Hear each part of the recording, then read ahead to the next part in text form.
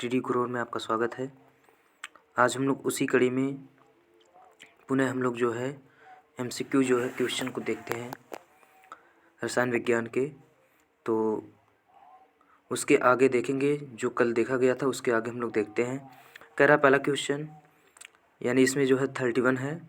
आज का पहला क्वेश्चन, ईंधन के जलते समय उनमें जो कार्बन और हाइड्रोजन मौजूद है वे, कह रहा है ईंधन के जलते समय उनमें जो कार्बन और हाइड्रोजन मौजूद हैं वे, कह रहा है पहला वातावरण में आ जाते हैं।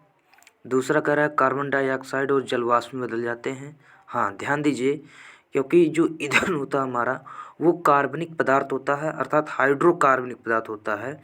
और हाइड्रोकार्बनिक जो पदार्थ होते हैं जिसमें कार्बन और हाइड्रोजन दोनों पाया जाता है, तो अगर हम लोग जलाते हैं तो आपका जो है कार्बन डाइऑक्साइड और जल प्राप्त होता है। तो कहने का मतलब यह है कि ईंधन में आपका जो है मीथेन गैस भी है, आपका ईंधन के रूप में कार्य करती है। और आपका जो है एथेन हो गई, प्रोपेन हो गया, ब्यूटेन हो गया। ब्यूटेन और क्या नाम है प्रोपेन जो होता है, ये दोनों का मिक्सचर जो होता है वो एलपीजी सिलेंडर में यूज किया जाता है। ठीक है ना। तो कार्बन डाइऑक्साइड बनती है जब इसको हम लोग जलाते हैं, और साथ ही साथ जलवाष्प बनता है जो कि काफ़ी कम मात्रा में होता है, जो कि हम लोग को दिखाई भी नहीं देता है। ठीक है ना। तो दो चीज़ें बनती है। इसका मतलब ये है कि आपका ऑप्शन नंबर जो है बी वो राइट आंसर हो जाएगा। ठीक, option number B right answer. अगला क्वेश्चन देखते हैं हम लोग। देखिए 31 हो गया है, अब देखिए हम लोग 32 पे आ जाते हैं। कह रहा है वातावरण में सर्वाधिक मात्रा में पाई जाने वाली गैस है। ध्यान दीजिए, हमारे वातावरण में जो नाइट्रोजन गैस होती है वो सबसे अधिक मात्रा में पाई जाती है, जो कि 78% होती है। और कार्बन की मात्रा सबसे कम होती है, 0.03% होता है। हीलियम भी काफ़ी कम मात्रा में पाया जाता है। और ऑक्सीजन का जो प्रतिशत होता है वो आपका 20.96% होता है, जो एग्जैक्ट होता है। ठीक है ना। तो इसका मतलब यह है कि आपका जो है ऑप्शन नंबर जो सी है वो राइट आंसर हो जाएगा। अगला क्वेश्चन देखिए, कह रहा है लोहे की पाइपों को संक्षारण से बचाने के लिए उसके ऊपर जस्ते की परत चढ़ाई जाती है, इस क्रिया को कहते हैं। तो ध्यान दीजिए, जो लोहे की पाइपें होती हैं उस पर जो है उसका संक्षारण ना हो सके, अर्थात उस पर जंग ना लगे, उसको बचाने के लिए जो है हम लोग गैल्वेनीकरण करते हैं। गैल्वेनीकरण जो होता है जिंक की परत चढ़ाई जाती है, इसी प्रक्रिया को जो है गैल्वेनीकरण कहते हैं। ठीक है ना। और गैल्वेनीकरण में जो है जब जिंक की परत चढ़ जाती है इस प्रोसेस के दौरान, तो जो लोहे की पाइप होती है वो जंग से एकदम से बच जाती है। तो इसका मतलब ये है कि आपका ऑप्शन नंबर राइट जो होगा वो सी होगा। ठीक है ना। और आगे देखिए इलेक्ट्रोल जो है प्लेटिंग के बारे में दिया गया है, अर्थात विद्युत लेपन के बारे में। ये कह रहा है निम्न कोट की धातु को सुरक्षित करने, रखने और उसको आकर्षक बनाने के लिए उस पर एक उच्च कोट की धातु की एक पतली परत चढ़ाने की क्रिया को विद्युत लेपन कहते हैं। वल्कनीकरण जो होता है, ये प्राकृतिक जो रबर होते हैं अगर उसमें सल्फर मिला दिया जाता है तो उसको उस प्रोसेस को वल्कनीकरण कहते हैं। ठीक है ना। तो अगला क्वेश्चन देखते हैं हम लोग 34। कह रहा है पशुओं की हड्डियों एवं तथा दांतों के मुख्य रासायनिक पदार्थ हैं। तो ध्यान दीजिए, जो हड्डियां होती हैं एक प्रकार से जो हमारे दांत होते हैं वो हड्डी ही है। ठीक है ना। तो उसमें कैल्शियम फास्फेट पाया जाता है। क्या पाया जाता है? Calcium phosphate.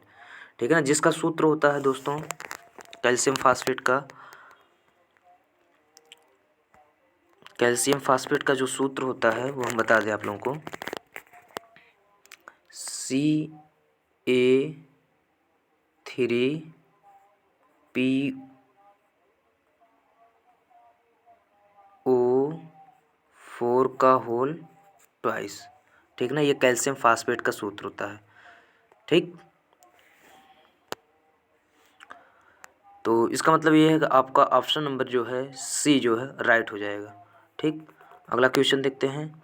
कह रहा है प्राकृतिक रूप में शुष्क हिम है, जो ड्राई आइस होती है वो आपका ठोस कार्बन डाइऑक्साइड होती है। और इसका मतलब ये है कि आपका ऑप्शन नंबर जो बी है वो सही हो जाएगा। इसका जो उपयोग किया जाता है शुष्क यानी जो ठोस कार्बन डाइऑक्साइड होता है ये शीतलक के रूप में किया जाता है, अर्थात रेफ्रिजरेटर के रूप में किया जाता है। तो आपका जो है ऑप्शन जो है वो बी जो है राइट आंसर हो जाएगा। बी ऑप्शन आपका राइट हो जाएगा। अगला क्वेश्चन देखते हैं। कह रहा है सामान्य वायु के नमूने में उपस्थित नहीं होने वाली गैस है। ध्यान दीजिए, नियान आपका प्रेजेंट होता है, काफ़ी कम मात्रा में होता है लेकिन होता है, ठीक है ना। और आपका कार्बन डाइऑक्साइड भी होता है जो कि काफ़ी कम मात्रा में होता है, हीलियम भी होता है काफ़ी कम मात्रा में, बट क्लोरीन जो होता है ये सामान्य वायु के नमूने में नहीं पाया जाता। अर्थात जैसे मान लीजिए वायु का मिक्सचर हम लोग लेते हैं तो उसमें जो है गैसों का मिक्सचर जो वायु में होता है अगर उसको हम लोग लेते हैं तो उसमें आपका क्लोरीन जो होता है वो एब्सेंट रहता है, अर्थात उसमें नहीं पाया जाता है, ठीक है ना। इसका मतलब ये है कि आपका जो ऑप्शन नंबर बी है वो आपका राइट हो जाएगा। देखिए यहाँ पर 36 तक करा दिए हैं, अब इधर आके हैं हम लोग। इधर देखिए आपका ऊपर जो है 37 से शुरू है। कह रहा उत्प्रेरक वह पदार्थ है जो उत्प्रेरक वह पदार्थ है जो रासायनिक अपक्रियाओं को रोक देता है। नहीं, ऐसा नहीं करता है, ठीक। बी कह रहा है रासायनिक अपक्रियाओं को प्रारंभ करने में सहायता करता है, ये भी नहीं है आपका। और सी है रासायनिक अपक्रिया की चाल को बदलता। हाँ, ये हो सकता है, रासायनिक अपक्रिया की जो चाल होती है उसको कम और ज़्यादा कर सकता है, ठीक है ना। अगर ज़्यादा करेगा तो उत्प्रेरक जो है वर्धक कहलाता है, अगर कम करता है तो उत्प्रेरक विष कहलाता है। तो इसका मतलब ये है कि आपका जो ऑप्शन नंबर सी है वो आपका राइट हो जाएगा। अगला क्वेश्चन देखते हैं हम लोग। कह रहा है कार्बन की न्यूनतम मात्रा होती है। तो कार्बन जो होता है ये आपका आयरन के साथ मिलाया जाता है जिसके तमाम लोहे बनाए जाते हैं। तो कह रहा है इस्पात में, तो आपका ऑप्शन नहीं, इस्पात में नहीं होता। इस्पात में जो होता है वो कार्बन की मात्रा जो होती है न्यूनतम नहीं होती है। और कह रहा है कच्चा लोहा में नहीं, पिटवा लोहा में, हाँ पिटवा लोहा में जो होती है कार्बन की मात्रा सबसे कम पाई जाती है। और ढलवा लोहे में जो है कार्बन की मात्रा अधिक पाई जाती है जिसके कारण ये जल्दी टूट भी जाता है। और इसका मतलब ये है कि आपका ऑप्शन नंबर जो है सी वो आपका राइट आंसर हो जाएगा। आपका ऑप्शन नंबर जो है सी वो आपका राइट आंसर हो जाएगा। अगला क्वेश्चन देखते हैं। देखिए इसके बारे में डिटेल दिया गया है, आप उसको देख सकते हैं। अगला क्वेश्चन कह रहा है कोयले की खानों में कार्बनिक तत्व के सड़ने से बनने वाला मार्स गैस, ठीक है ना।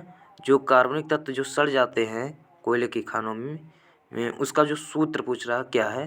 तो कार्बन डाइऑक्साइड तो है नहीं, मीथेन गैस को मार्स गैस कहा जाता है जो कि दलदल स्थानों में पाया जाता है और ये आपका जो है कोयले की खदानों में पाया जाता है। और इसका मतलब ये है कि आपका ऑप्शन नंबर जो है वो बी राइट हो जाएगा। और ध्यान दीजिए अगर हम लोग बात करें मीथेन गैस की, तो जो मीथेन गैस का सूत्र होता है वो आपका होता है CH4 जो कि एल्केन श्रेणी का आता है। किस श्रेणी का आता है? एल्केन श्रेणी का। एल्केन श्रेणी के अगर सामान्य सूत्र की बात की जाए तो होता है CnH2n+2, CnH2n+2, ठीक है ना। अगला क्वेश्चन देखते हैं हम लोग। कह रहा है बैटरियों में इस्तेमाल होने वाला अम्ल है। जो बैटरियां होती हैं उसमें कौन सा अम्ल इस्तेमाल किया जाता है? एस्टिक अम्ल तो यूज नहीं किया जाता, हाइड्रोक्लोरिक अम्ल भी नहीं यूज किया जाता है, आपका सल्फ्यूरिक अम्ल यूज किया जाता है जिसको हम लोग कहते हैं विट्रियल। क्या कहते हैं? विट्रियल। ऑयल ऑफ विट्रियल जो होता है वो आपका सल्फ्यूरिक अम्ल को भी कहा जाता है। तो आपका ऑप्शन नंबर जो है वो सी जो है राइट आंसर हो जाएगा। ऑप्शन नंबर जो सी है ये राइट आंसर हो जाएगा। सी जो है आपका राइट आंसर हो जाएगा। अगर हम लोग सल्फ्यूरिक अम्ल की बात करें तो इसमें जो है आपका सहसंयोजक और उपसंयोजक दोनों बंध पाया जाता है। और सल्फ्यूरिक अम्ल जो होते हैं वो सांद्रता के आधार पर दो प्रकार के होते हैं, एक तन हो सकता है, एक सांद्र हो सकता है, ठीक है ना।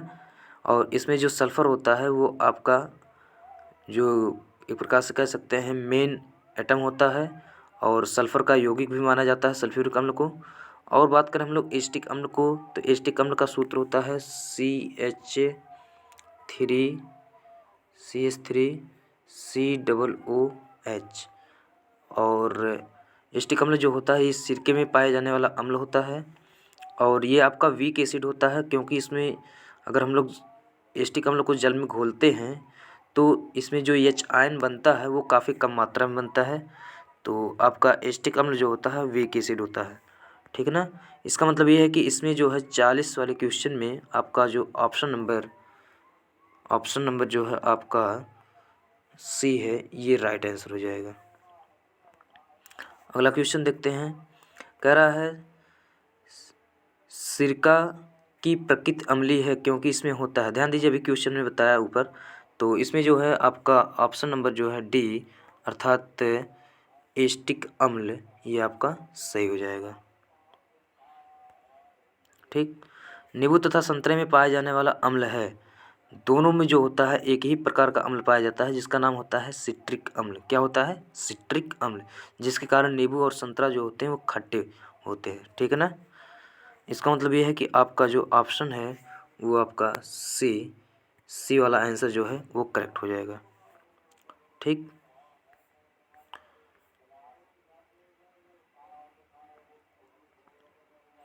अगला क्वेश्चन है, कह रहा है जल आपूर्ति के लिए जल का शोधन निम्नलिखित प्रक्रिया से होता है। तो ध्यान दीजिएगा, क्लोरीनीकरण, आसवन और फिल्टरन, निस्तारण। तो ध्यान दीजिए इसमें आपका ऑप्शन नंबर ए जो है राइट आंसर होगा। क्यों? क्योंकि जो क्लोरीन जल होता है जिसमें क्लोरीन मिलाया जाता है, उस क्लोरीन को अगर हम लोग जल में मिला देते हैं तो उसका नाम क्लोरीन जल हो जाता है। तो क्लोरीन जो होता है वो जीवाणुओं को नष्ट करता है, ठीक है ना, और शुद्ध जल हम लोगों को देता है। तो इसका मतलब ये है प्यूरिफिकेशन के लिए वाटर का जो है हम लोग क्लोरीन का यूज कर सकते हैं और किया भी जाता है, ठीक है ना।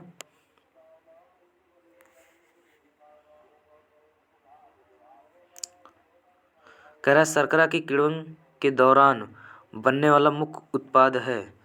तो जो शर्करा होती है जिसका सूत्र होता है C12H22O11, अगर हम लोग जल के साथ उसका जो है रिएक्शन करा देते हैं और इन्वर्टेज एंजाइम के प्रेजेंट में, तो ग्लूकोज और फ्रक्टोज बनता है। ग्लूकोज को अगर हम लोग ईस्ट जो होते हैं उसमें एक एंजाइम पाया जाता है जाइमेज, ठीक है ना। ईस्ट में दो एंजाइम, एक होता है इन्वर्टेज, एक होता है जाइमेज। इन्वर्टेज जो होता है वो शुगर को तोड़ता है ग्लूकोज और फ्रक्टोज में, और जो जाइमेज होता है वो ग्लूकोज को तोड़ देता है एथिल अल्कोहल और कार्बन डाइऑक्साइड में। इसका मतलब ये है कि हम लोग एथिल अल्कोहल प्राप्त कर सकते हैं किण्वन विधि के माध्यम से। तो इसका मतलब आपका ऑप्शन नंबर जो है B is the right answer. ठीक। तो ऐसे ही वीडियो हम बनाते रहेंगे आप लोगों के लिए, और हमारा रिक्वेस्ट है कि ये वीडियो आप पूरा देखें और अपना सुझाव भी दे सकते हैं और इसमें क्या कर सकते हैं हम। और यदि आप नए हैं तो हमारे चैनल को सब्सक्राइब करें, बेल आइकन को प्रेस करें। जय हिंद दोस्तों।